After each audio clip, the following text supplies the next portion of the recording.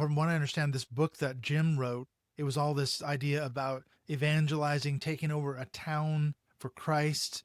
And he picks Pullman, picks Moscow because there are two universities there. This is what kind of informs a lot of Doug Wilson's sort of philosophy of ministry, if you will. Is not, would you say, even today, the idea of making Moscow a Christian town and a Christian state? 100%. I have been fighting Doug Wilson for decades at this point, and he very much took Jim's approach and applied it to this area and tweaked it just a little bit here and there to fit his needs, waited for the perfect moments like COVID, Trump.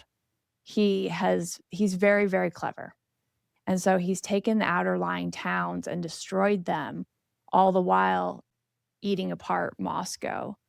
And so we're seeing just these little communities get eaten up by Christchurch. And at the same time, Moscow is falling from the inside out Mm. as Christchurch continues to sue it into the ground, destroy its tax base, destroy its community.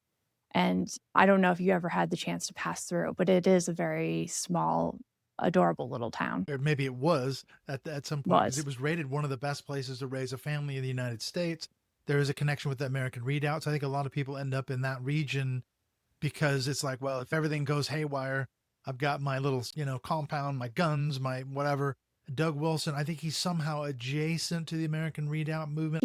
For someone with as dirty of a reputation as he has, with as much dirt really is on his hands, skeletons in his closet, he really doesn't like to get dirty. So he likes to connect with these people and these ideologies that serve his purpose, but he really doesn't care about. If it gives him money, I think that's what he cares about. If it gives him power, if it gives him a name, that's what he cares about. But the readout movement really leads into the fear mongering and the anti government social structure that he loves to build up while saying, here's my way, here's Christianity. We can take on the government and we're winning. Right now, he's winning in a lot of ways. But the readout movement being nearby already created that mistrust in the government. All he had to do was wait for something as ridiculous as COVID to break out. And then he had all these people just waiting and ready to go.